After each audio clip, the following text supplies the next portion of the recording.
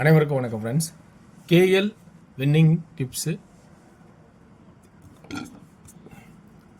3 PM Karunya draw number 736 சனிக்கிழமை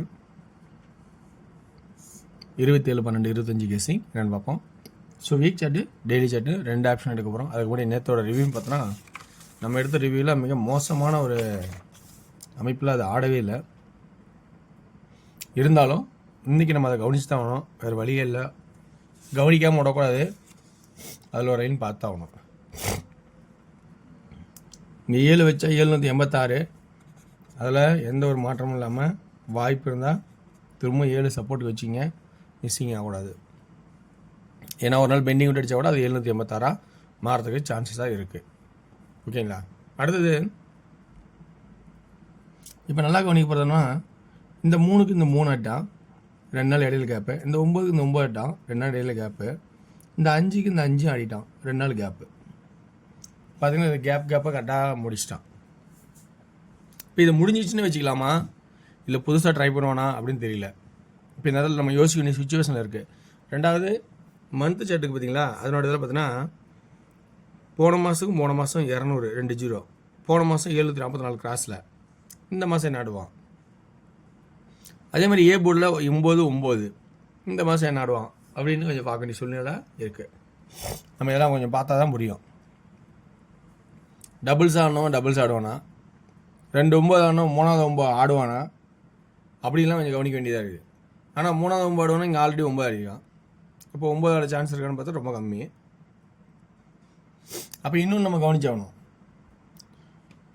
1 5 அடித்தாவே நான் சொல்கிற ஆட்டம் உங்களுக்கு நல்லா தெரியும். 7 2. ஸோ இந்த ஆட்டம் உங்களுக்கு நல்லா தெரியும். 1 5 அடித்தா 152 157 எப்படி அடிப்பான். ஏன்னா சில விஷயங்கள் உங்களுக்கு சொல்லியிருக்கேன். 9 6 அடித்தா 3 அடிப்பான், 3 6 9, இது ஒரு ரன்னிங் நம்பர். ஸோ இப்படிலாம் அடிப்பான் அப்படின்னு சொல்லியிருக்கேன். அதனால் ரொம்ப ரொம்ப கவனிச்சாடுங்க. இந்த ரொம்ப கவனிக்க வேண்டிய இன்னொரு என்னென்னா 869 2 நாள் கேப் கழிச்சு 869 அடிச்சிருக்கான். 2 நாள் கேப் கழிச்சு 869 ஆடுவானா அப்படின்னு நம்ம இந்த இடத்துல கணிக்கிறது ரொம்ப கஷ்டம்தான். ஏன்னா அந்த மாதிரி சுச்சுவேஷன் இருக்குது. அப்படி உங்களோட மைண்டில் இருந்தால், அது உங்களோட கான்செப்டாக இருந்தால் நீங்கள் ஆடுறதுனா ஆடுங்க. ஆனால் எனக்கு அது மேலே திரும்ப நம்பிக்கை கொஞ்சம் கம்மியாக இருக்குது. உங்களுக்கு கான்செப்ட் தான் கண்டிப்பாக ஆடுங்க, மாற்ற வேணாம். இப்போ 7ங்கிறது ஒரு பக்கம் இருந்தாலும் இந்த 1 5க்கு அப்புறம் 7 2ங்கிறது ஒரு பக்கம் சைடில் வச்சுருக்கேன். 6க்கு 1 5க்கு 0 இது ஒரு பக்கம் இல்லை கான்செப்ட் இருக்கணும். ஏன்னா அப்படியே ஆடலாம், இல்லை அப்படியே ஆடலாம். ஆனால் திரும்ப ரிப்பீட் 5 ஆடுவானா டவுட்டு. 0 ஆடுவானா அப்படின்னு பார்த்தா இங்கே வாரச்சட்டில் பார்க்கும்போது இங்கே 0 ஆடுறதுன்னு ஒரு வாய்ப்பு. 3 5 ஆடுவானா அப்படி போய் இங்கே கான்செப்ட் பார்த்தா 5 ஆடுறதுக்கு வாய்ப்பு. அப்போ இங்கே பார்க்கும்போது 1 5 இன்னொரு 5க்கு வாய்ப்பு இல்லை. ஆனால் இங்கே பார்க்கும்போது 5க்கு ஒரு வாய்ப்பு. இங்கே பார்க்கும்போது 6க்கு 1 5க்கு 0 வாய்ப்பு. இங்கே பார்க்கும்போது 0க்கும் ஒரு வாய்ப்பு. அப்போ 0வும் ஒரு சான்ஸு. ஆனால் இன்னொரு கான்செப்டு 2 6 அடித்தா 7 அடிக்கிறதுக்கு வாய்ப்பு அதிகபட்சம். அது கான்செப்டாக தெரியும் உங்களுக்கு. 1 5 7, அப்போ இது ஒரு மேட்சிங் வந்துருச்சு. 1 5 7 2 6 7, ஸோ 7 அப்படிங்கும்போது அந்த சான்ஸ் 7 தூக்கிலாம். 0 அங்கே தேவைப்படுதா அப்படின்னு இந்த கான்செப்ட் 0 தூக்கலாம். 5 வாய்ப்பு இல்லை. ஸோ இப்படி கான்செப்டாக இருக்குது எனக்கு தெரிஞ்ச வரைக்கும். அப்போ டபுள்ஸ் வாய்ப்பு இருக்கா அப்படின்னு பார்க்குற மாதிரி இருக்குது.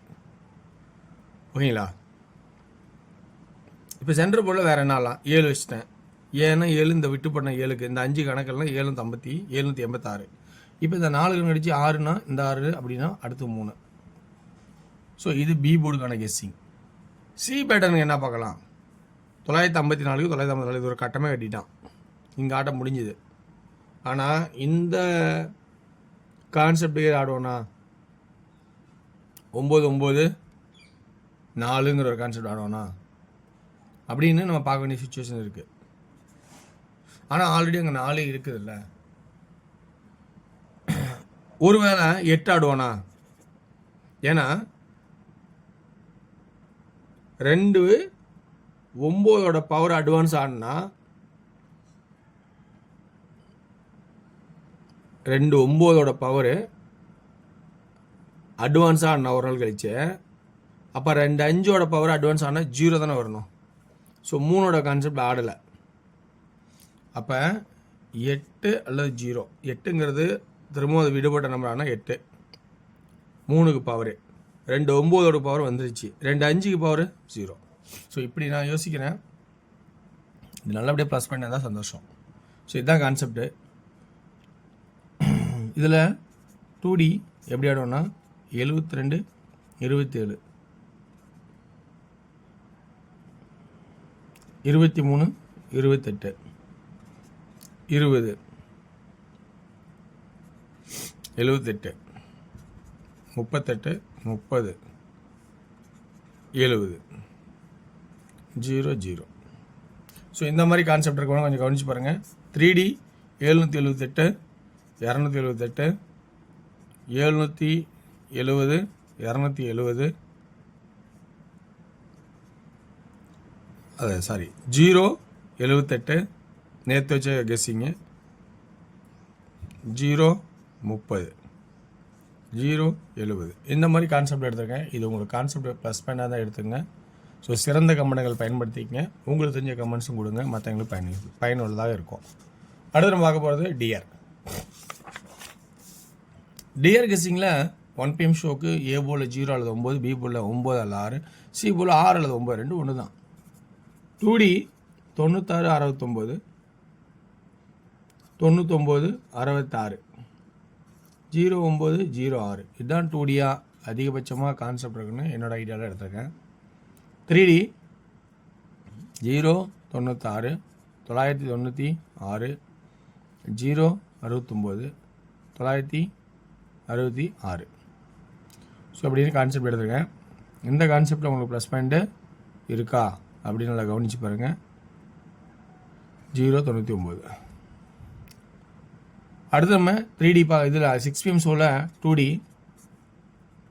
13 18 33 89 83, அடுத்து 19. அடுத்தது இதில் 3D 139 133 189 183 அப்படின்னு கான்செப்ட் எடுத்துருக்கேன். 8 PMல 2D 58 51 56 98 91 96 81 86 11 60 16. 3D 581 981 911 511 586 986. ஸோ வெற்றி பெற வாழ்த்துக்கள், வெற்றி நிச்சயம் மற்றும் நாளை ஒரு சிறப்பான கெஸ்ஸிங். நன்றி, வணக்கம்.